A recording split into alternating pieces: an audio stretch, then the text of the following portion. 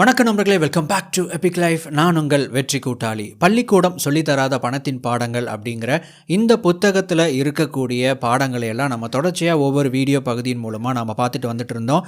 இது 13வது பகுதி. இந்த பகுதியில் முக்கியமான 2 பாடங்களை இப்போ நாம் பார்க்க இருக்கிறோம். இந்த 2 பாடங்களுமே கடன் சம்பந்தப்பட்ட பாடங்கள். இதுக்கு முன்னாடி பார்த்ததை விட இதுக்கப்புறம் வரக்கூடிய இந்த சாப்டர்ஸ், பாடங்கள், லெசன்ஸ் எல்லாமே கடன்கள் அல்லது கடன் அட்டைகள், கிரெடிட் கார்டு சம்மந்தப்பட்ட பாடங்களாக இருக்க போகுது.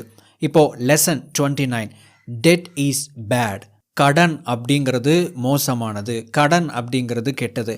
ஆனாலும் சில இடத்துல, அதாவது இந்த பேங்க்ஸ்லேயோ அல்லது சில இடங்களெல்லாம் பார்த்தீங்கன்னா கடன்கள் அப்படிங்கிற ஒரு விஷயத்தில் வந்து நீங்கள் இப்படியெல்லாம் பயன்படுத்தலாம் அப்படின்னும், அல்லது கடன்களுடைய வட்டி ரொம்ப குறைச்சிருக்கிறோம், உங்களுக்கு அது ரொம்ப யூஸ்ஃபுல்லாக இருக்கும், பெனிஃபிட்டாக இருக்கும் அப்படிங்கிற மாதிரியான விளம்பரங்களை நீங்கள் நிறைய இடத்துல பார்க்கலாம்.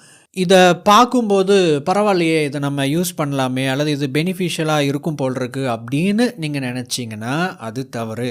அதாவது ஒரு எமர்ஜென்சிக்கு கடன் வாங்குறது, அந்த மாதிரியான விஷயங்கள் ஓகே, வேறு வழி இல்லை, பணம் இல்லை அப்படின்னா என்ன பண்ண முடியும், கடன் வாங்கி தானே ஆகணும், அது வேறு. அங்கே நம்ம இந்த விஷயத்தை பற்றி பேசல, கடன் தப்பு அப்படின்னு அந்த இடத்துக்கு பொருந்தாது.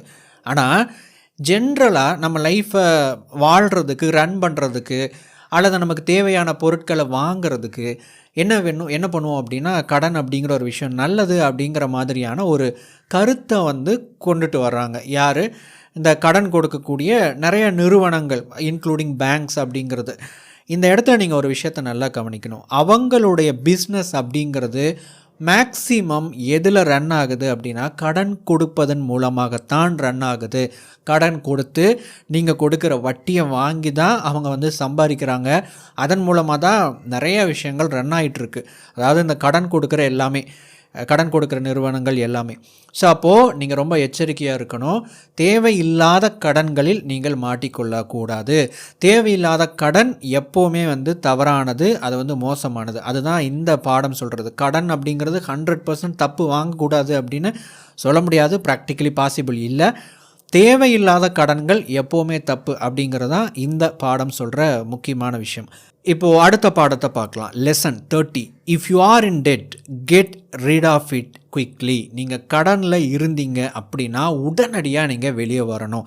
ஸோ அதுக்கு என்னென்ன பண்ணலாம் அப்படின்னா சில ஸ்டெப்ஸ் எல்லாம் இருக்குது. முதலாவது, stop spending more than you have. உங்ககிட்ட இருக்கிறத விட அதிகமாக செலவழிக்கிற அந்த பழக்கத்தை முதலில் நிறுத்துங்க. ரெண்டாவது, டெவலப் அ குட் பிளான். எதுக்கு ஒரு நல்ல திட்டத்தை உருவாக்கணும்னா கடன்களை அடைப்பதற்கு. சரி, அது எப்படி பண்ணலாம் அப்படின்னா, முதல்ல நீங்கள் பண்ண வேண்டிய ஒரு விஷயம் என்னென்னா, உங்களுக்கு என்னென்ன கடன்கள் இருக்குது அப்படின்னு லிஸ்ட் அவுட் பண்ணணும். யார் யார்கிட்ட இருந்து, எங்கெங்கே இருந்து, எவ்வளோ கடன் வாங்கியிருக்கிறோம், அதனுடைய வட்டி விகிதம் இதெல்லாம் எவ்வளவு அப்படின்னு சொல்லிட்டு ஒரு நோட்டில் முதல்ல நீங்கள் நோட் பண்ணணும். ரெண்டாவது என்ன அப்படின்னா, பிளான் பண்ணணும். பிளான் அப்படிங்கிறது இந்த இடத்துல 2 விஷயத்த சொல்லலாம். ஒன்று வந்து ப்ரியாரிட்டைசிங், அதாவது முதல்ல எந்த கடனை அடைக்கணும், ரெண்டாவது எதை அடைக்கணும், மூணாவது எதை அடைக்கணும் அப்படின்னு சொல்லிட்டு. ஒரு சில பேர்த்துக்கிட்ட நம்ம வாங்கின கடன் வந்து அவங்க ரொம்ப நச்சரிச்சுக்கிட்டே இருப்பாங்க, அல்லது ரொம்ப ஃபோர்ஸ் பண்ணுவாங்க கடன் கொடுத்தே ஆகணும்னு சொல்லிட்டு. அது வந்து நம்ம முதல்ல கட்ட வேண்டிய ஒரு கடன் அப்படின்னு சொல்லலாம். அடுத்தது, எந்த மாதிரியான கடனுக்கு அதிகமான வட்டி கட்டிக்கிட்டு இருக்கிறீங்களோ அந்த கடனை முதல்ல நீங்கள் அடைக்கிறதுக்கு முயற்சி பண்ணணும். ஏன்னா அதுதான் உங்களுடைய உழைப்பை, உங்களுடைய வருமானத்தை, உங்களுடைய பணத்தை, உங்களுடைய நேரத்தை அதிகமாக எடுத்துக்கிட்டு இருக்கு அப்படின்னு சொல்லலாம். இதுக்கப்புறம் இருக்கக்கூடிய கடன்களை எல்லாம் நீங்கள் ப்ரியாரிட்டைஸ் பண்ணணும். அந்த சிச்சுவேஷனுக்கு தகுந்த மாதிரி எதை எப்போ அடைக்கணும்னு சொல்லிட்டு ஃபஸ்ட்டு வந்து ஒரு பிளான் பண்ணணும். இந்த பிளானில் வந்து 2வது பகுதி என்ன அப்படின்னு கேட்டிங்கன்னா, எப்படி நாம் கடனை அடைக்க போகிறோம் அப்படின்னு ஒரு விஷயம் வருது இல்லைங்களா. ஸோ அதுக்கு வந்து சில வழிமுறைகள் இருக்குது. என்ன அப்படின்னா, stop using your credit card. நீங்கள் கடன் அட்டை பயன்படுத்திகிட்டு இருக்கிறீங்க அப்படின்னா அதை முதல்ல பயன்படுத்துகிறத நிறுத்துங்க.